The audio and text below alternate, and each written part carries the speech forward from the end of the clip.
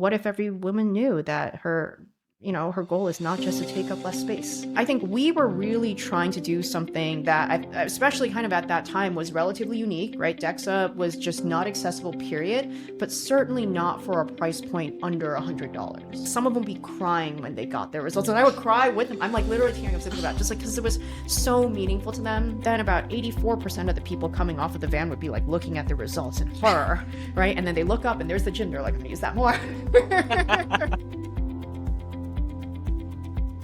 Elaine, welcome. I'm so excited to have you here. Thank you so much. It's so good to be here. I've been excited to dive into your story with the founding of BodySpec and what it means in this current age.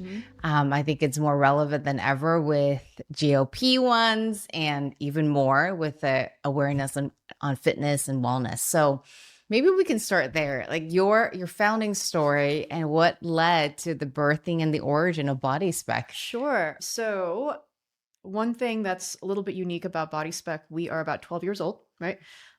It was actually my MBA thesis project when I was a student at UCLA Anderson. And it was not my idea. So the summer before Anderson, my husband and I, Roy, who's my co-founder as well, we had gotten married and we had lost weight for our wedding by eating Menchie's yogurt for dinner. So that tells you how much or how little we knew about our health at the time, right? I went to B school. One of my classmates was basically this really, the all-American athlete, I call him, right? Really nice guy, had used DEXA when he was a football player at the Air Force Academy, and then came to Los Angeles and couldn't find a DEXA for anywhere less than $400, one single clinic in Beverly Hills. So he originally had the idea of, hey, maybe we can take this machine and we can put it in a van, and we can go around and sell it to CrossFitters, right? For a performance adjacent market. So I joined his team for the class and we ended up launching the business while we were in school, which was really great. I pulled Roy to go work on the website and do that all for free for us, right? And a couple things happened. One, I got scanned, of course, as part of launching the business and got my scan. I was totally horrified, of course, by the results. Joined a gym, right? Immediately started like paleo, started buying like meal kit boxes and stuff like that. And within about 2 weeks, I had cut 2% body fat, which isn't a lot, but it was the first time that I, as someone who was relatively, just clueless about my health, was like, oh, wow, I could actually change something. That was really cool. That's progress. Yeah, exactly. Yes. And then at the end of business school, Bryce couldn't work on the business full time anymore. He actually had to go back to the Air Force to teach, right? It was just part of his contractual obligation.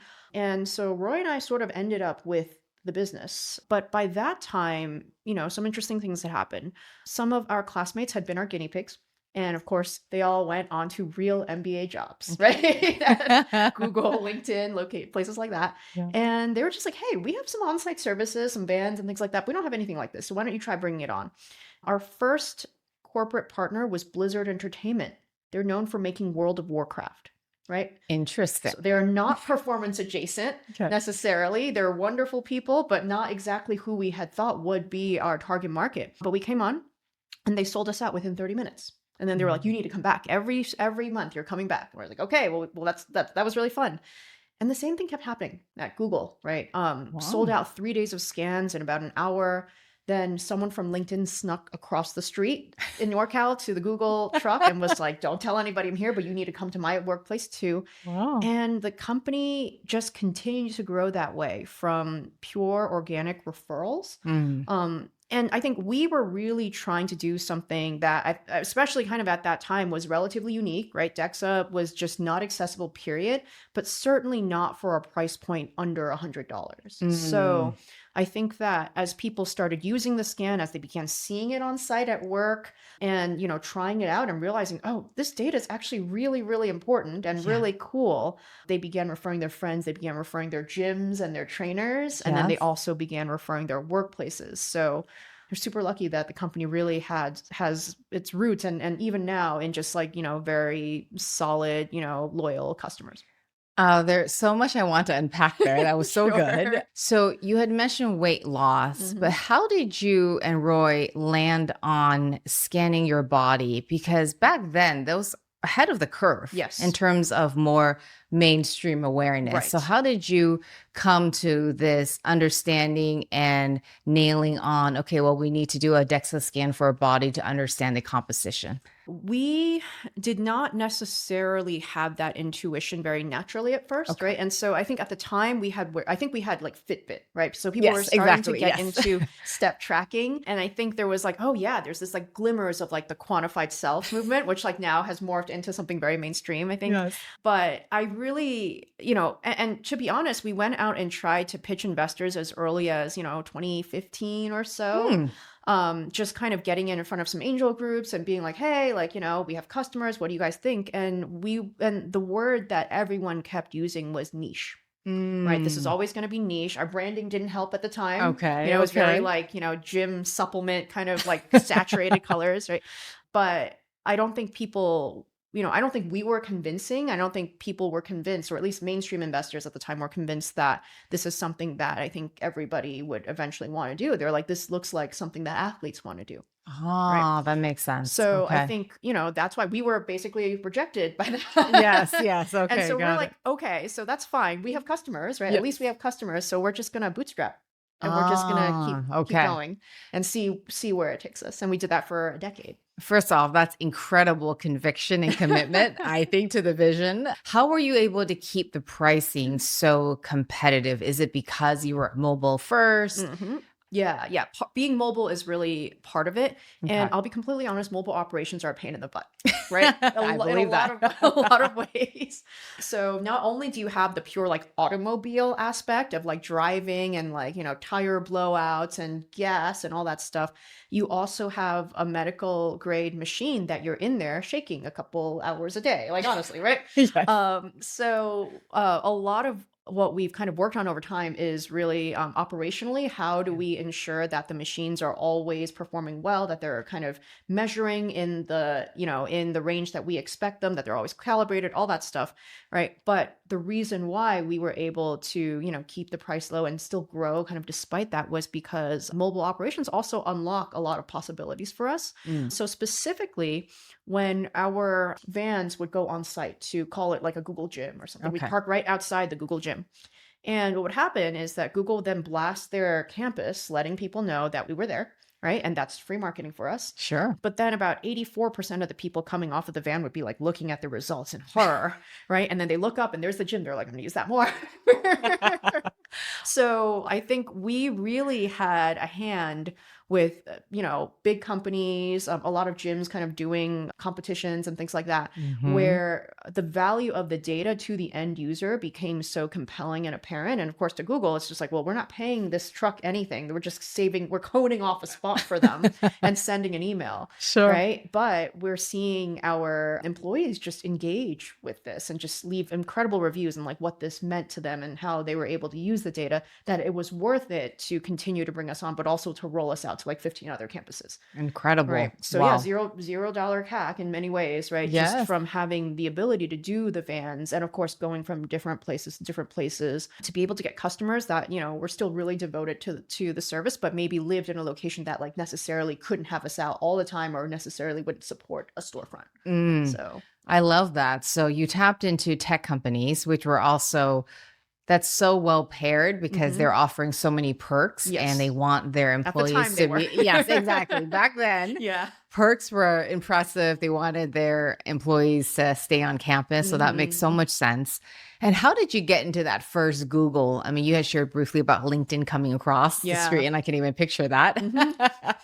No, this was 100% one of our classmates from Anderson. Okay. Yeah, Okay. and had Wow. used the service himself when he was a student and was just like, "Hey, this might be something that's kind of fun for us." So Mm, and connected us to the wellness people at Google who yeah. took a chance and brought us on site, and then we're just amazed and just totally Yeah. on board with promoting it, pushing it out to the other campuses as well. So just Wow. super grateful for all of those people early on who kind of Wow. took a chance on this van Yes. and made Yes. it happen. So were you able to be profitable pretty much very quickly, Mhm. or what did that look like? Yeah, so we actually hit break even every year before the Okay. pandemic, Okay. right? Just, like we're very close to it, like, few percentage points of break even Yeah. without trying that hard or like knowing what we were Yes. doing, Yes. partially because of the way kind of, just like the way it like really didn't cost us that much to be able to Right. acquire clients, right? But because we were able to keep moving and going to new locations, we were always just, the goal was really to always be kind of like well filled, like on a given day, right? Yeah. And to be able to hit like specific profitability metrics.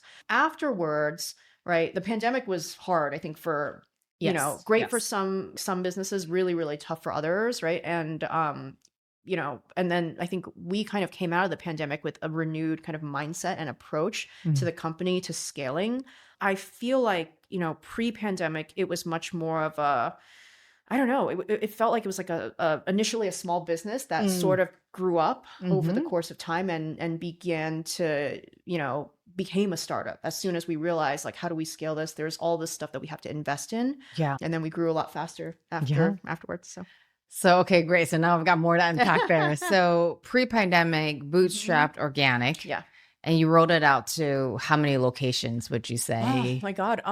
So pre-pandemic, the important distinction was we had primarily vans versus Okay. fixed brick and mortar storefronts, right? Okay. So I think up till 2021 or 2022, I can't remember now, we only had 3 storefronts, one Mm. in LA, our Culver City storefront, basically it's still there, one in San Francisco, and then one here in Austin. Okay. So I would say, so it was 3 sites, but in terms of vans, oh God, I think we had at least, it feels like at least 8 to 10 Wow. because I was still staffing them manually at the time, trying to Yes. like send vans to different places.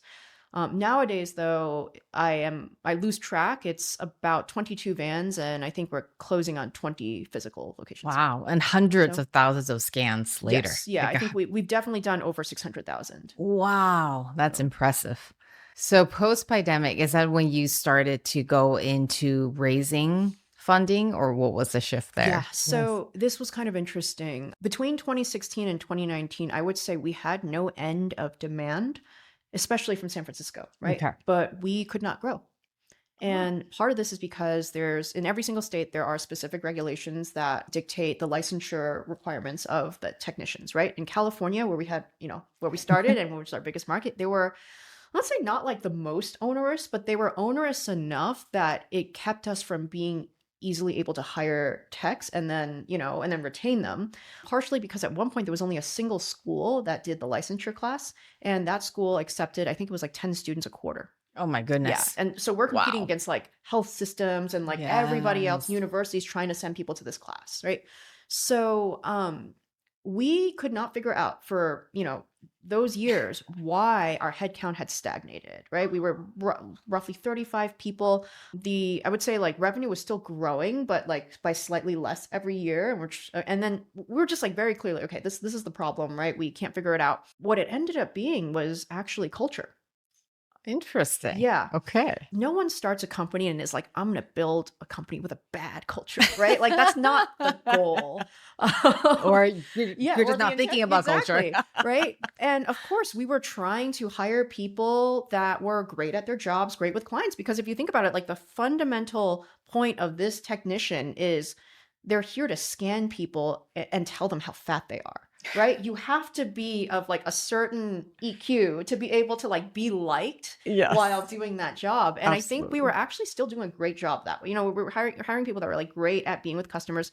But the missing piece is that not all of our team members wanted to be part of a team, right? Or Ah. valued kind of being a team player. Okay. And it wasn't until and it sounds really basic, right? But the truth is, it's just like that, whatever class project example Mhm. where you have the one deadbeat, and that deadbeat is dead weight to everybody else in the group that actually wants to do a good job. Yeah. And that is so true in work. I'm sure everyone can kind of think of a situation where they're just like, well, this person isn't pulling their weight. Yeah. And for us, that just made it so that the people that were leaning in and doing a good job and making sure to fill up the van before the next whatever, picking up all that stuff, they were having a bad experience, right? Okay. And so the people that didn't care would leave, right? Mhm. The people that did care ultimately, because of those folks, like also like didn't want to stick around. And the pandemic, despite it being just incredibly traumatic for the company as a whole, Yes.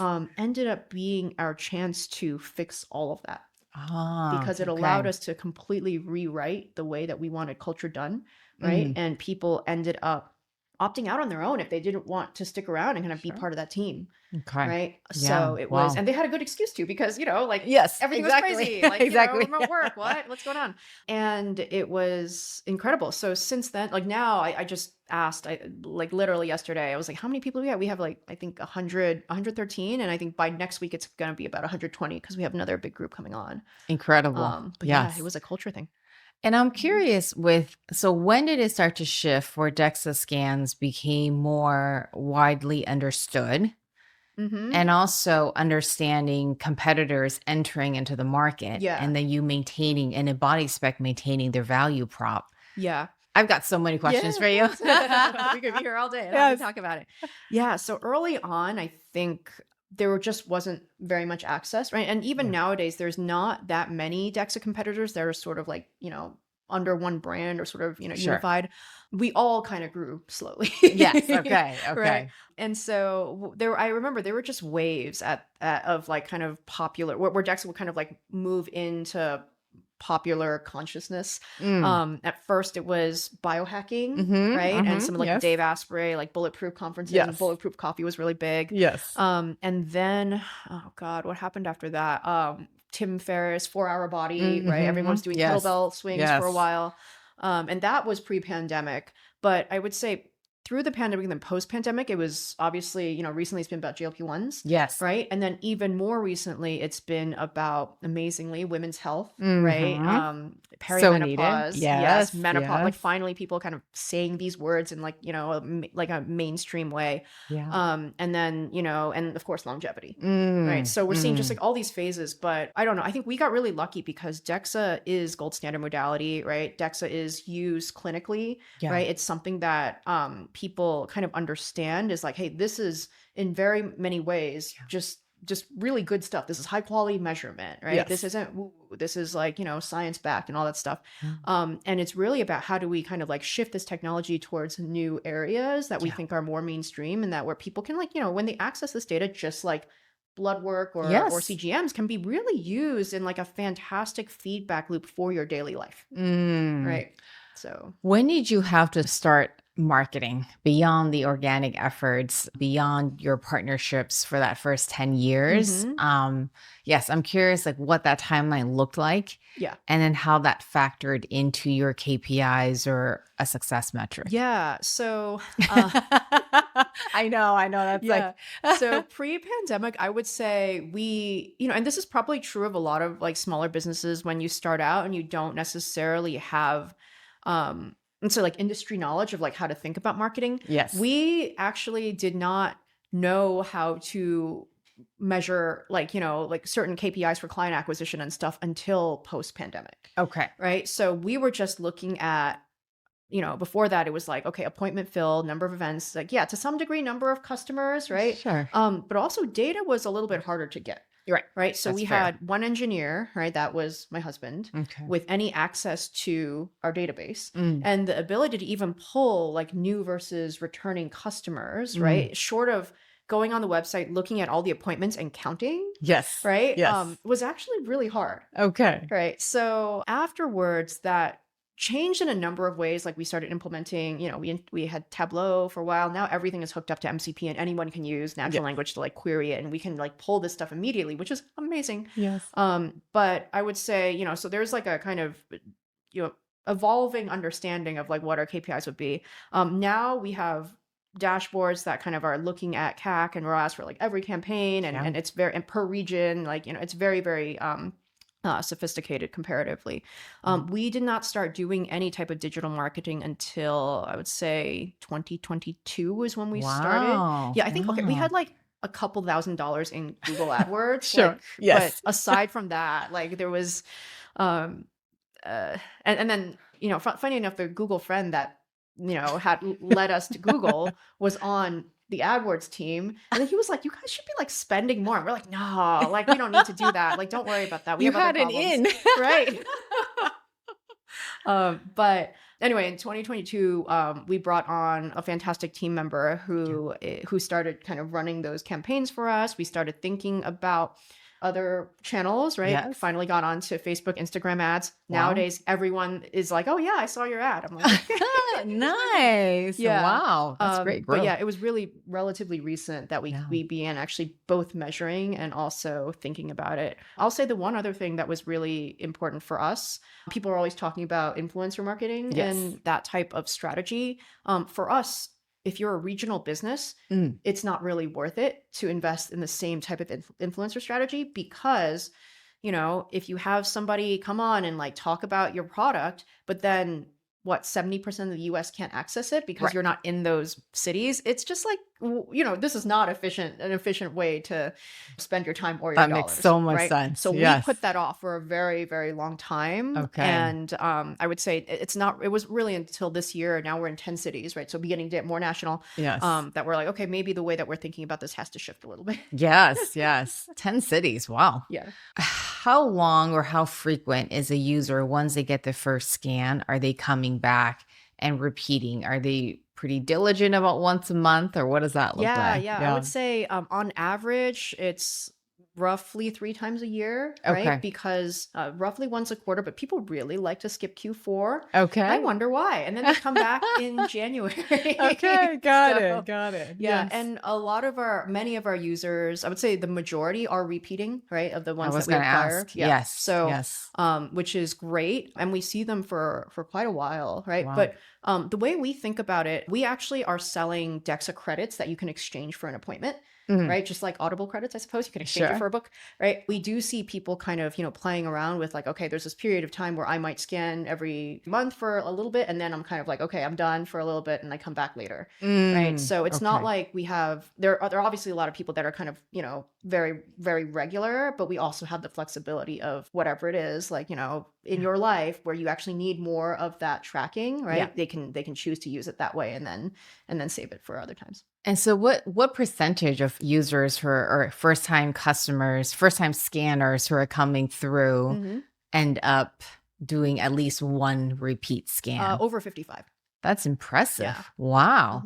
And do you find that email, SMS, follow-ups, does that make a difference in nudging the other 40%? Or has that been experimented with? I'm curious. So we're always, I would say that number has gone up over time as we've kind of gotten better at email. I think there's more opportunity still because in my opinion, people who understand and engage with their data are the ones that are more likely to be like, I got it. Like, I understand why I would use this. If not now, then like in the future and then come back. That makes sense. Yeah. So for us, a lot of the innovation has really been on the product side, right? So both making the report much better, adding the AI consultation, which can take your report, explain it to you, give you, you know, a nutrition plan if you want to. Nice. And then adding little things here and there that help people just get over the fear of looking at their body fat. Right? Yes. Yeah. Yes. So I would say back in the day when BodySpec was a lot younger of a company, we would have somebody literally sitting outside the van talking to every single client, doing a 10-minute overview of their results. Wow. Right. Okay. And that worked. I was often that person. And it was actually a really, really fun job. But over time, as you as you grow as a company, right, about what, like, 60% of the people at least, right, in a given day are repeaters. So they actually don't need that overview in a lot of ways. And at some point it became kind of like, well, this person's sitting outside. I was sitting outside giving like, 3-4 consults. Like it doesn't work out the same way, right? Sure. So we're trying to find ways to still deliver that, in a more like streamlined, efficient way so that the people that really need that overview and want to engage and learn can do so. And we found that our AI coach has been a great way to do it. Oh, right. I can only imagine how that is making that integration so much more seamless, right? And just even having that technology for that. Yeah. So now GLP-1s, women's health, perimenopause, menopause, now we're thinking about it. Yeah. How have you been able to track or quantify how much that has impacted your business in terms of new users, more attention to the space? Because I can see so much opportunity with your timing. I think it's hard for us to quantify what number of new users, but I can tell you that the people that are mentioning this as part of when they come in has grown like tremendously. Yes. Okay. Like, I don't know, 300% or more, like way more, right? Okay. And Okay. there are people that are doing this that aren't mentioning it to us as well, that we Right. know, right? But because we Right. can kind of see their journey, right? And we're like, oh yeah, this person's losing a lot of a lot of fat Yes. very quickly, right? So most Yes. likely, even though they didn't tell us, Yeah. right? And I would say there's a mindset shift as well when I used to be outside the van in 2014, 2015, most people actually did not know what visceral fat was, for example, Right. right? Okay. I would say, legitimately 95% of people were coming in because they were like, oh, this is the most accurate body fat test. Like, I want to learn my body fat. And then we'd be like, all right, let me educate you about bone density and visceral fat and like all Yes. these other things. And nowadays we have most people actually coming in being like, oh, I know visceral fat is bad, and I'm Yes. here to, get that. They say that that's like one of the reasons why they're here, right? Wow. So just a complete mindset shift and awareness of just these longer term kind of like perhaps like previously unknown, metrics that Yes. now are being talked about. Bone density as well. Yes. More Yes. and more Yes. women coming in that are young, right? Okay. Relatively, right? Relative to Mm-hmm. 65, they're, Yes. young, that are like, I want to know. Right. And you Yes. guys are the only way that because the doctors won't give you a hip and spine, diagnostic when you're 40 typically, right? They're That's like, right. but I can come in and at least I can get a sense right now of how I'm doing. That's right. Mhm. Is your customer base pretty even between men and women, or what's the Yeah, I would breakdown? say I think it skews male by like slightly, right? Okay. But not significantly, Right. like maybe Because like 56, okay. Okay. Because now I was going to say with strength training, Mm-hmm. there has been more in terms of the adoption and women using strength training because of the awareness also around perimenopause and Yes. menopause. That has really shot through Yeah. the roof. And I can imagine this being a valuable Yeah. entry point I too. love talking to those women because for me, so I started lifting when I got my first scan Okay. when, Okay. Yes. in 2014 as part of this school project, right? Yes. And I've been lifting for 12 years. I would have never Yes. discovered that if I hadn't done so, right? Yes. And I remember when I would be on the van talking to women, right? And so many of them, I remember these like phases, like so many of them would be like, oh my God, I'm doing spin classes 5 days a week. I'm like, girl, that's great. You're working so hard, but you like, is there a way that you can get in some strength training? Because we would see massive muscle loss, right? And people Mhm. would come and they would be really disappointed because they lost weight, but then so much of it was lean tissue. And I'd be like, hey, you have to do the stuff that maintains your lean mass, right? Yes. And it's not necessarily, and spin is great, right? But it's not necessarily like only all spin all the time at like high intensity, Yeah. right? There's a fueling aspect, but there's also just like a, lean mass preservation aspect that I think a lot of women didn't know Yes. 7 or 8 years ago, and now is becoming much more mainstream as we think about not just our day-to-day strength, but Yes. also building for, midlife, building for old age. Exactly. That's right. Oh. So now you raised 2 rounds, correct? It's like Mm-hmm. 13, 14 million now? I think Or so, not? roughly. Okay. I think Yes. yeah, our rounds are always a little bit funny because so this is kind of like the superpower, right? Okay. Like VC is always like, oh, service businesses, like, whatever. Yes. Right. But I would say being a service business has been our superpower, Interesting. right? Because, and I would say specifically being a service business in San Francisco doing this has been amazing because we meet so many users and the Mm. users love our product. And a lot of times I literally get emails. I got probably like 4 or 5 emails just in the past, like 2 or 3 days being like, someone, I'm a exited founder Yes. usually who has rediscovered my health after. Yes. And I've been using you guys and I love you guys. And how can I support you? Are you raising soon? Right. Can I, Wow. can I chip in somehow? Wow. Right. And it is it's one of the greatest, I think, compliments for me. Yes. And, but as a result, right, a lot of times our rounds have, like we have we have a lot of individuals that are just like stepping up and we're like, that's awesome, right? Like, That's please, like, interesting. we'd love to have you. I So see. I see. So, okay. yeah, So you've had more investors or like more individual investors and not only institutional. exactly. And we have Okay. I would say fewer institutional and more Oh, individual just because, I think, wow. yeah, Interesting. just because so many of them are users. Like I see. what a joy, right? So Yes, yeah. that's beautiful. Mhm. And how much of that has also been tied to the attention around women's health and GLP-1s, do you think? Or is it just that it has gained more mainstream adoption? I like both. I think in Probably some ways, okay. I think the GLP-1 tailwind as a whole makes the business really interesting to someone looking at it from the outside in, Okay. right? Okay. But so many times the reason why they reach out is because they've used the product and they know why for their particular story, whether or not GLP-1s are involved, Right. right? It's been just, a life-changing metric to have. Got it. Before we kind of go into your founder's story, Yeah. because there were some questions I Yeah, had of course. there, if we wanted to just geek out for a moment, Mhm. I'm curious, is Meta or Instagram your primary paid acquisition channel? Mhm. How specific did you have to get into messaging with these different personas now that are interested in body scans? I'll be completely honest. I do not run the day-to-day marketing, so Sure. I'll Yeah. talk about it at a Yeah. relatively high level. Sure. So I would say Google and Meta are Okay. both relatively important channels for us, right? Yeah. Google, as you know, we've used for many years, but originally at a very kind of like low level, and then Meta and Instagram specifically has been more relevant to our audience, That right? makes Just sense. because we're skewing younger than I think the average Facebook user now, Makes sense. right? Makes sense. Yes. So I think for us, it's been, we've had to do a lot of experimenting around, what the intent is and how our service comes across. Mm, Because you can take body spec and you can call it, as I've said, the most accurate body fat test, right? okay. And you can call it, this is gold standard technology used by professionals, right? Mm, That appeals to a different group.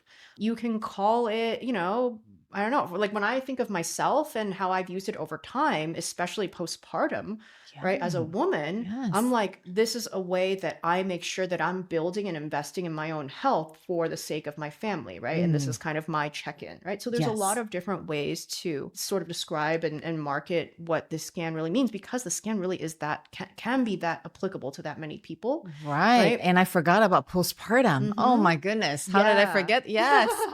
So I, good. I like forgetting about Yeah, postpartum yes, personally. It was a exactly. very, very, But yeah. that's such a timely moment to be Uh-huh. scanning your body. Okay, got Yeah, yeah. yes. So I think for us, right, we're still even figuring out, are there other use cases that we're not speaking to? I don't think that we do a particularly good job marketing it to women, right? I think Sure, we could do better. of course. And we even rebranded the company somewhere Oh. around, 2021 or so, Oh, okay. in order to kind of realize, but because before it looked like a supplement company, right? It was, That's so yeah, honest. yeah. This is like the athlete kind of, whatever. But we realize ultimately what we want to do is we want to enable health for many different people so that they can whatever see their grandchildren get married and like all that stuff. And the branding now reflects that, but also so that does appeal to a wider audience. Right. That Yeah. makes so much sense. Hmm. In this current state, you've been around for 12 Yeah. years.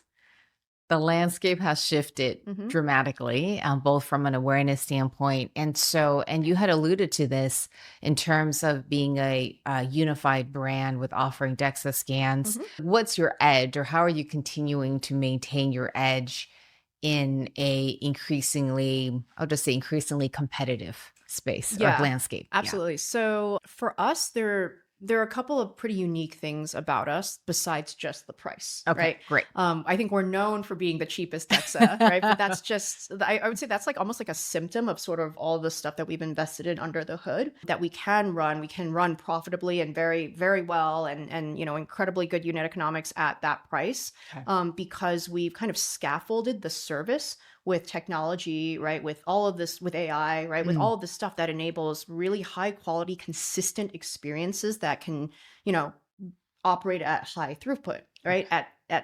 We literally have a 12-minute appointment for a 12-minute scan, Wow. right? One of the most interesting things about us from an industry standpoint, though, is that we are neutral. Mm, And what that means is that we don't attempt to own the intervention layer that's coming downstream. okay. There are players out there that are selling DEXA scans and then trying to be like, okay, now I'm going to upsell you on personal Right. training or Right. whatever it is, right?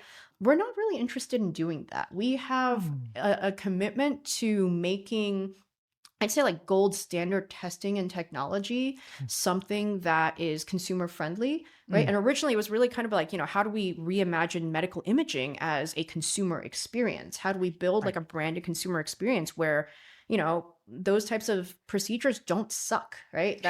That's right. ultimately what we wanted to do. And we think that we have, a unique position or a unique part to play in the world of health that is evolving, if that makes sense, especially as people are looking to kind of incorporate this technology, this data into whether it's, AI or other kind of downstream provider guided workflows or whatever it is. But for us, I think the neutrality is actually quite important because it means that any individual player, upstream or downstream, can actually work with us Right. and not be afraid of, any kind of conflict of interest. That makes sense, and more of a data play because Exactly. We right. want to be the data gathering and the Yeah. service layer, right? And then, so you have Yes. a doctor sending, a patient to us, they're going to be assured that it's going to be really quick, a wonderful experience for the patient. The patient's going Yeah. to feel great about it. They're going to get the results within minutes, right? Amazing. And that, on top of that, the entire fleet is calibrated to the same standard. So if you send them anywhere, they're going to get the same high quality measurement, things like that we Yeah. want to ensure that we're clearly the best of the best in the industry. Wow.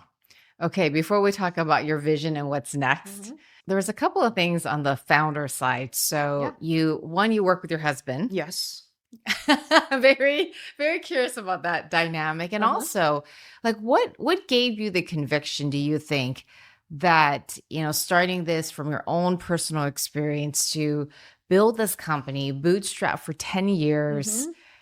through the highs and lows of the pandemic, right? I mean, to me, that's such a force and a conviction and a commitment behind that. And then also working with your husband the entire time. Like, I think that's an interesting Yeah. story to explore. Yeah. So I know that founders really want to act like they care about their problems. So you Yes, have to yes. care about your problems so Yes. much that it's like all that you think about and you're gonna like work on it. And like I do care about the mission of BodySpec that much, but it's not like over 12 years I haven't had some moments where I'm like, where are we? What are we doing? Right. Yes.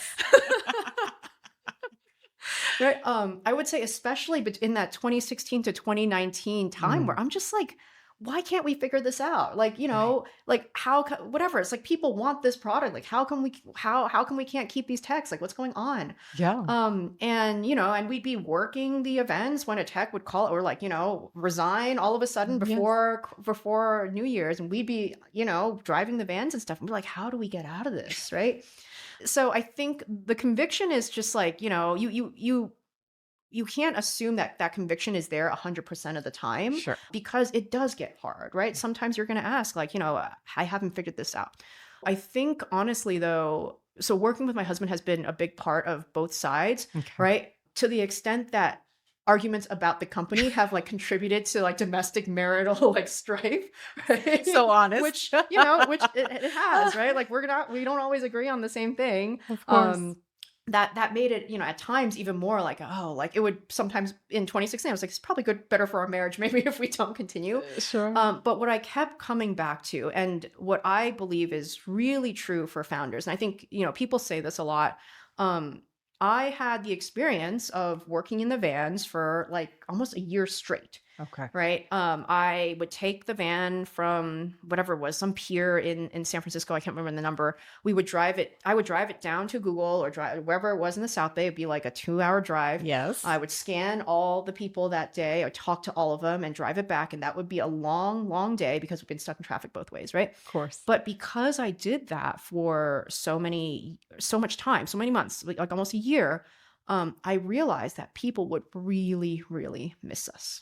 Right. And I could Mm. see like, people and like some of them be crying when they got their results. And I would cry with them. I'm like literally tearing up thinking about it, just like because it was so meaningful to them, right? The progress, the hard work they would put in for the whatever it was, 3 months, 6 months, and then they'd see it on their results and be so happy. They'd just be glowing coming out of the van, Mm. or they'd be crushed, right? Because Mm. it wasn't what they wanted, right? And something that I realized is that when our clients come in or when let's say you go on a weight loss journey, right? Yeah.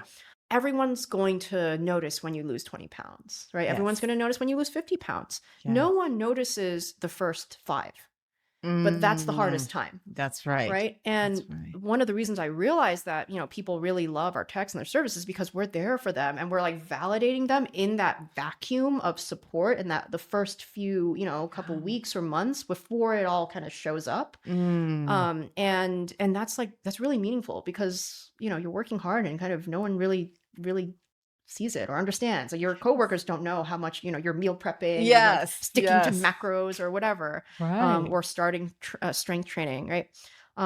So whenever I kind of felt like, oh my God, this is, what are we doing? I would just be like, I need to get back on the van, right? I need to start talking to customers and Mm. reminding myself that there are so many people, even back then, right? So many people that would truly miss this if we stopped. And it's such a big part of their life. I mean, it's a Yes. life-changing aspect when you are Yeah. losing 15 pounds, 20 pounds, Yeah. and then being healthy again. Yeah. Yeah. Yes. They would just obsess over like, oh my God, like 5 pounds of this was in my whatever, in my trunk. Like just like these like silly details of like, okay, like where did I gain muscle? Right. Like, was it in Yes. my arms? Was it and they just felt so happy. Just want to like bask in their accomplishment. Mm, Right. And yes. I was just you spend a day in the storefront, you see that over and over, and you're just like, oh my God, I understand why. Like, I Yes. remember. But I don't know. I think founders always, especially for consumer Yes. founders, right? That's such a source of strength and a source of data and a source of conviction that, doesn't necessarily need to come from within, but you can draw upon That's and right. should, right? Yes. As you Yes. build the company. Well, then that's perfect segue to what's next. You've gone through iterations, you've gone Hmm. through evolutions, Hmm. and we're still early enough in Yeah. 2026, or Yeah. still early enough this year. Yeah. Yes. Yeah, so we historically have not been very loud about announcing these things, Mm, but we have expanded quite a bit, okay. right? So a couple years ago, as I mentioned, 3 storefronts, right? And now we're up to about 20, So good. right? Yes. From 3 states. And now we're in like what, 10, 11 markets. We're about to launch New York in a couple of weeks, right? So big Exciting. one. Wow. I'm a New Yorker, so I'm like, yes, Yes. like Oh about my time. goodness. Yes. Where And we're in New York. Flatiron. Yeah, Wow. so this Great. Yes. space is a collaboration with Parsley Health. Oh my Right. So I'll goodness. be really excited for that Oh, partnership. They've so been excited. so amazing to work with Okay. and continuing to grow first the geographic footprint of the business to ensure that, one of our key values is really about access, right? Yes. BodySpec was built because we saw a lack of access Yeah. to this particular type of data, to this technology, to this tool, and the geographic footprint is a big part of that access. And I would say something that we've historically lagged on, Mm. right, as we've like figured out the mobile part, but now it's really time to kind of get out there, be in all the major metros, right, Mm. and be there for people when they're ready to kind of make that change and get that data. Wow. So that's the first part. We have additional services in the works. Some of Oh. it is stuff that we've launched in the past, right? Like metabolic testing is interesting to us, but reimagined, right, in ways that I Oh, think would okay. be really compelling both to consumers as well as to partners. Mm. And, continuing hopefully to, work with both doctors as well as the providers that we work, or the practitioners that we've worked with, trainers and coaches to ensure that every single person that's on a GLP-1 is having body comp tracked, right? Because Mm. it should be just a core metric, or pushing the narrative forward for women, right? Making sure that more and more women, if even if the medical establishment lags behind, right, that women can get access to that data for themselves to understand where they are in their, bone density kind of, Yes. or just like their general perimenopausal journey. So So good. And just all their stages of womanhood, right? You're yes. having a baby, postpartum, peri, menopause, like so Yeah. needed. Yeah. And so All the steps that useful. I've gone through Yes.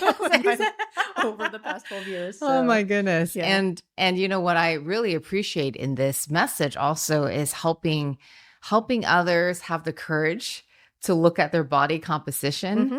because we're scared to look at it, Yeah. especially if we're looking to lose weight. Right. Everyone's always like, oh my God, I do I want to know? Like maybe I Yes. don't want to know, right? How will it Yes. make me feel? Exactly. Right. And I'm just Exactly. like, nothing changes except that now you can get a scan and you don't have to act on the data. You really don't. Mm. Right. You can just have it, right? You can choose to do nothing with it. But Yeah. I think there's such a high value in the first one, just even with the visceral fat. And there's just, those are numbers that are just difficult to get. Right. Yeah. Yeah. And yeah, you don't have to sign up for a quarterly membership and like start, doing all these things, but The truth is, a lot of people do, because Yeah. once you know, it's sort of like incontrovertible at the time. Like this is knowledge that I had about myself, that if I care enough about it, then I can act on it. Yeah, I Mhm. love it. Well, thank you. I love hearing your story. I love getting into the building of body spec. Any last words for our listeners? And then since this podcast is called Reclaim, what are you helping your customers reclaim for themselves? So last words, and what are they reclaiming? Yeah. Um, I'm going to speak to this as a woman, right? Mm, And, about like, just a little less, but like, half our customers are women. And there's kind of two things that I hope that Body Spec will accomplish specifically for women. okay. The first, I think we can end osteoporosis, Mm, right? It's wow. just like the Wow. solution is to be able to figure out ahead of time if there's risk and act on it, right? Yeah. There's no reason we should be waiting until Yes. yeah, until we're 65 or later, Right. to find this out, because everyone can lift, everyone can do the things that like are within their power just from their lifestyle, Yeah. to be able to build bone, to be able to get ahead of this, right? So Yeah. that's the first thing. Mm, The second thing that Body Spec did for me is that it completely reframed my way of thinking about weight. And it taught me that when I'm exercising or just, working out, that this is building strength for me, not just trying to fit into, a smaller space, right? Taking up less space, yes. right? And Yes. that, I haven't really thought about my weight for 12 years, Wow. right? I think about, am I strong, right? Yes. And the general trend of my scan, but not even any particular, just like, how am I doing? This is just like a pulse check, right? It feels really Right. good and it feels really accurate and meaningful. But ultimately, what if every woman knew that her goal is not just to take up less space, Yes, right? yes, I love that. So the scan taught that for me, and I hope that having that accessible to many more women will help them reframe the way they think about their own bodies. I love that. Thank you. Well, thank you so much, Elaine. Thank you for having us. It's been so much I fun. love this conversation.